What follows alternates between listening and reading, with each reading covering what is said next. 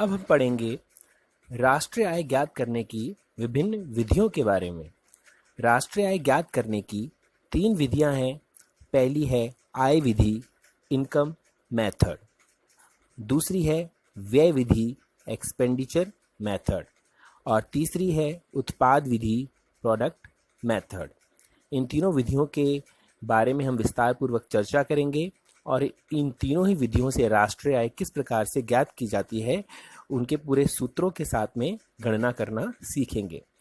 आय विधि में मुख्यतः जो हमारे साधन हैं, 4 साधन हैं, भूमि, श्रम, पूंजी और उद्यम। उन सभी चारों साधनों को जो आय प्राप्त होती है उन सभी को जोड़ने से जो हमें आय मिलेगी वह हमारी घरेलू आय कहलाती है और उससे फिर हम राष्ट्रीय आय ज्ञात कर सकते हैं। अर्थात आय विधि में मुख्यतः जो साधनों की आय है उन सबको जोड़ा जाता है। दूसरा है व्यय विधि। व्यय विधि मतलब खर्च करना। तो जो भी एक राष्ट्र खर्च करता है, जो हमारे विभिन्न चाहे वह सरकार हो, चाहे व्यक्तिगत रूप से खर्चा किया जाता है, फर्मों द्वारा, कंपनियों द्वारा खर्चा किया जाता है, अर्थात एक राष्ट्र में जो भी खर्चा किया जाता है, व्यय किया जाता है, उन सबको जोड़ लिया जाता है तो उससे भी हम राष्ट्रीय आय की गणना कर सकते हैं। और तीसरा है उत्पाद विधि।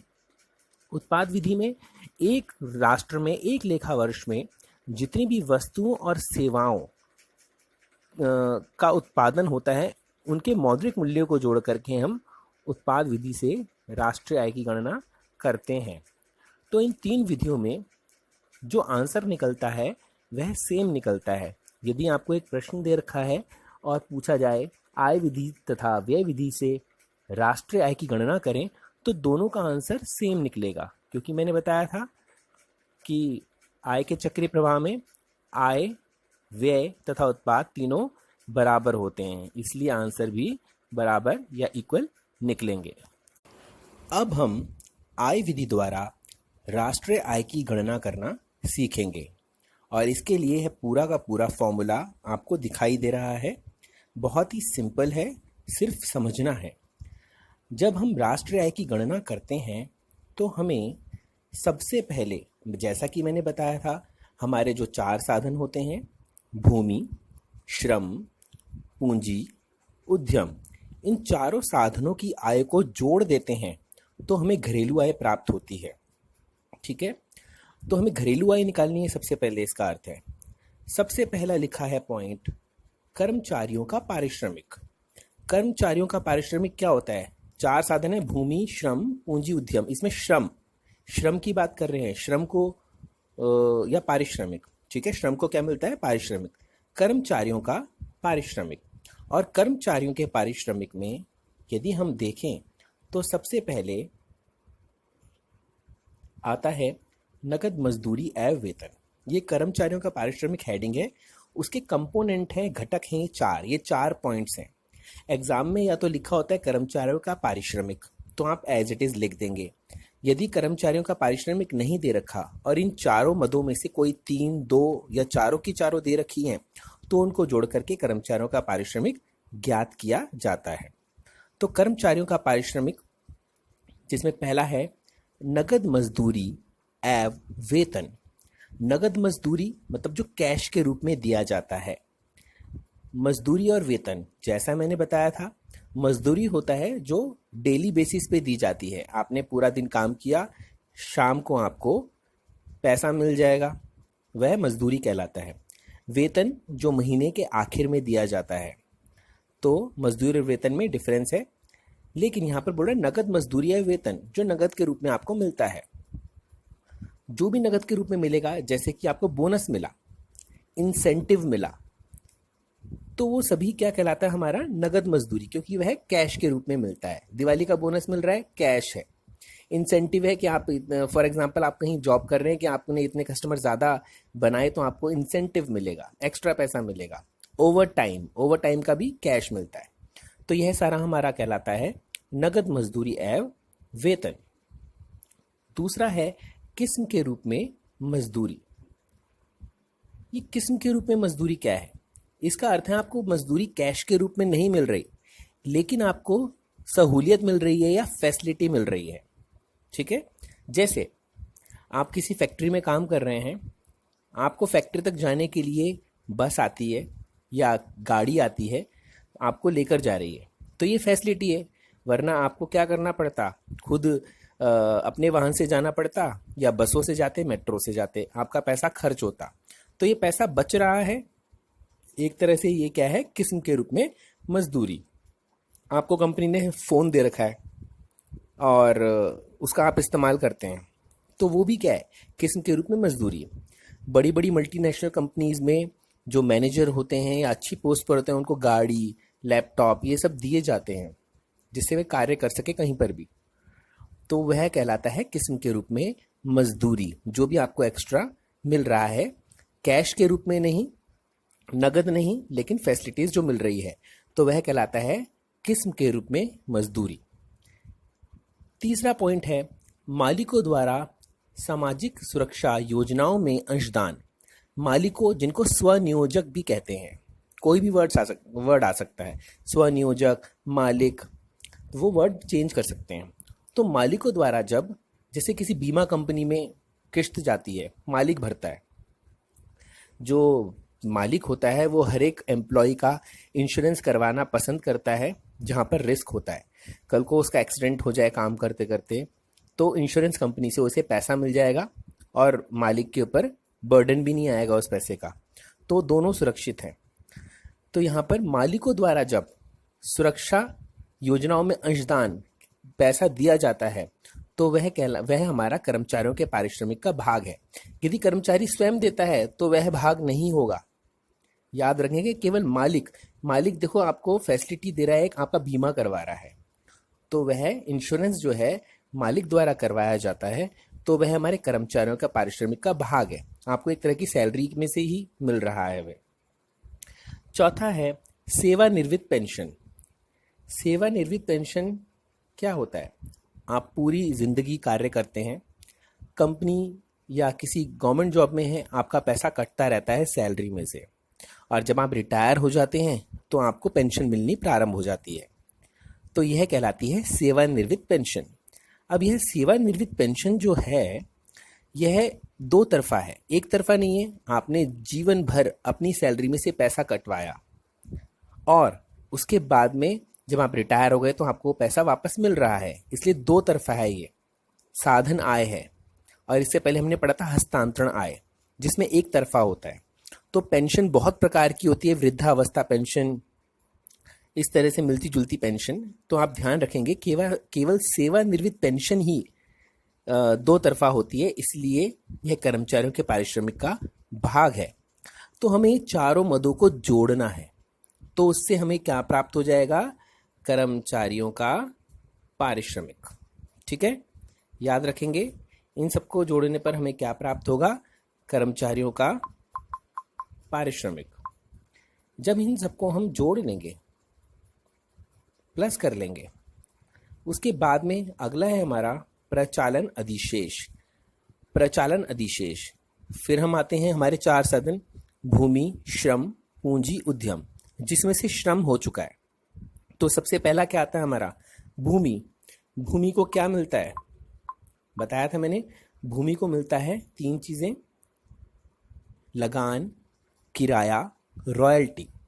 लगान, फिल्म देखी है सभी ने, और मैंने क्लास में भी बताया 11वीं क्लास में। भूमि के ऊपर लगान लगता है, किराया, यदि हम आप भूमि किराए पर देते हैं तो उससे किराया प्राप्त होता है, आपकी आय है वह। और रॉयल्टी के बारे में भी मैंने अच्छे से समझाया हुआ है। तो भूमि को क्या मिलता है? लगान, किराया, रॉयल्टी। इन तीनों में से कोई एक भी दिया जा सकता है, दो भी दिए जा सकते हैं, और तीनों भी दिए जा सकते हैं। तो आपको तीनों को जोड़ना है। अभी तक हम सिर्फ जोड़ने की बात कर रहे हैं, कुछ माइनस नहीं करना, घटा नहीं करना, सिर्फ जोड़ना है। लगान, किराया, रॉयल्टी। तो भूमि भी हो गया, भूमि खत्म। श्रम, पूंजी। पूंजी को क्या मिलता है? पूंजी को मिलता है ब्याज। दिख रहा है सभी को? पूंजी को क्या मिलता है? ब्याज। तो पूंजी को ब्याज मिल गया, उसे भी हमने जोड़ लिया। इन सबको जोड़ते जा रहे हैं। और उद्यमी को क्या मिलता है? जो उद्यमी होता है उसे मिलता है लाभ। अब ये जो लाभ मिलता है, इस लाभ को ज्ञात करने के लिए या तो हमें एग्जाम में दे रखा होगा क्वेश्चन में लाभ 50 करोड़ है, तो सिंपल लाभ की वैल्यू 50 करोड़ है। लेकिन कभी कभी लाभ ज्ञात नहीं होता, तो हमें ध्यान रखना है कि इन तीनों को जोड़ करके हमें लाभ प्राप्त होता है। पहला है लाभांश, सभी को दिख रहा होगा लाभांश। लाभांश का अर्थ है लाभ का अंश। जब लाभ में से हिस्सा बांट लिया जाता है, फॉर एग्जाम्पल 4 पार्टनर है, चारों पार्टनर जो भी प्रॉफिट होता है उसमें से अपना अपना हिस्सा बांट लेते हैं, तो वह क्या है, लाभ का अंश, लाभांश। दूसरा निगम कर, जब आपको प्रॉफिट होता है तो उसमें से टैक्सेस देने पड़ते हैं, आपको निगम कर देना पड़ता है। तो निगम कर देने के बाद में जो आपको प्राप्त होगा वही तो आप डिस्ट्रीब्यूट कर सकते हो आपस में, तो हमें निगम कर भी देना पड़ता है, इसलिए हमारे लाभ के अंदर निगम कर शामिल होता है। और तीसरा है अवितरित लाभ। अवितरित लाभ जिसे बांटा नहीं गया है, ठीक है। अब इस एग्जाम्पल के थ्रू समझेंगे तीनों को। मुझे 50,000 का लाभ प्राप्त हुआ, 50,000 का लाभ, तो उसमें से सबसे पहले निगम कर 50,000 जो है उसके अंदर निगम कर इंक्लूड किया, क्योंकि उसमें से निगम कर देना पड़ेगा मुझे, ठीक है। निगम कर 10,000 दे दिया, बचा 40,000। 40,000 में से हमने 20,000 रख दिया कि कंपनी के फ्यूचर के काम आएगा, कुछ खरीदना हो उसके लिए, तो वह क्या है, अवितरित लाभ जिसे बांटा नहीं गया। इसके 2 नाम और हैं, निगम बचते, याद रखेंगे दूसरा नाम भी, निगम बचते और प्रतिधारित आय। पेपर में नाम बदल के आएगा। अवितरित लाभ एक नाम और लिखा है निगम बचते, और तीसरा नाम है प्रतिधारित आय। तो अवितरित लाभ जिसे बांटा नहीं गया उसे साइड में रख दिया, बचा कितना, 20,000। 20,000 3 पार्टनर है आपस में बांट लिया, या 4 पार्टनर है आपस में बांट लिया, वह हो गया लाभांश। तो इन तीनों को मिला के हमें लाभ प्राप्त होता है। अब हमने कर्मचारियों का पारिश्रमिक जोड़ लिया, प्रचालन अधिशेष जोड़ लिया, हमारे 4 साधन थे खत्म हो गए, भूमि, श्रम, पूंजी, उद्यम। अब आता है स्वनियोजितों की मिश्रित आय। ये स्वनियोजितों की मिश्रित आय क्या है? एक व्यक्ति एक ही समय पर 2 आय प्राप्त कर सकता है। कैसे आय प्राप्त करेगा 2? फॉर एग्जाम्पल एक व्यक्ति है, उसके पास एक ज़मीन है जिसमें से उसने एक फैक्ट्री बना रखी है, और उस फैक्ट्री में वह कार्य करता है मतलब उसका मालिक है, और वहाँ पे वह मालिक के तौर पर उसे क्या प्राप्त होगा, लाभ, ठीक है। उद्यमी है तो लाभ प्राप्त होगा। लेकिन वहाँ मैनेजर का काम भी करता है, वो देख रेख भी करता है, तो उसे सैलरी भी मिलेगी। या फिर हो सकता है कि उसका एक और घर है जो किराए पर चढ़ा रखा है, तो वहाँ से उसे किराया मिलता हो। इसका अर्थ है यदि किसी व्यक्ति के आय के एक से अधिक साधन होते हैं तो वह कहलाती है मिश्रित आय, ठीक है। मिश्रित मतलब इनकम सोर्सेज होने चाहिए 2 या 2 से अधिक। जब हम इन सभी को जोड़ देते हैं, कर्मचारियों का पारिश्रमिक, प्रचालन अधिशेष, स्वनियोजितों की मिश्रित आय, सबको जोड़ रहे हैं हम, तो हमें प्राप्त होती है घरेलू आय। याद रखेंगे तीनों को जोड़ने पर क्या प्राप्त होता है, घरेलू आय।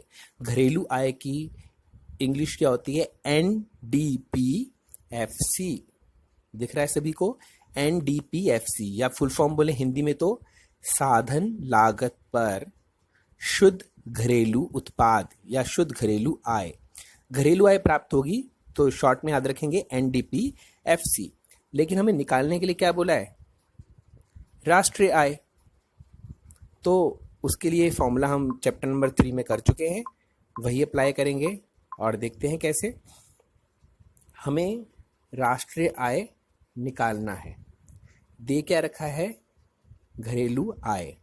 सबसे पहले N से N पर जाएंगे। N से N पर मतलब नो चेंज, क्योंकि N से शुद्ध पर जाएंगे तो कोई चेंज तो ना होगा।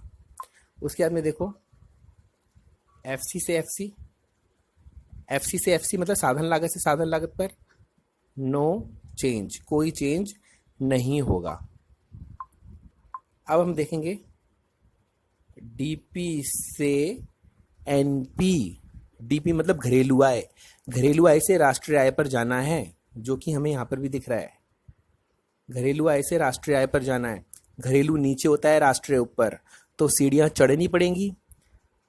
जब सीढ़ियाँ चढ़ेंगे तो हमें प्लस क्या करना पड़ता है, NFIA, विदेशों से प्राप्त शुद्ध साधन आय। विदेशों से प्राप्त शुद्ध साधन आय जोड़ देंगे तो हमें प्राप्त हो जाएगी राष्ट्रीय आय। अब विदेशों से प्राप्त शुद्ध साधन आय दे रखा है, लेकिन इसके टुकड़े दे रखे होते हैं तो कोई प्रॉब्लम नहीं है, उसके अंदर भी हमें प्लस करना है। विदेशों से, ये विदेशों से तो प्लस हो जाएगा और माइनस हो जाएगा विदेशों को, जो हम विदेशों को प्रदान कर रहे हैं।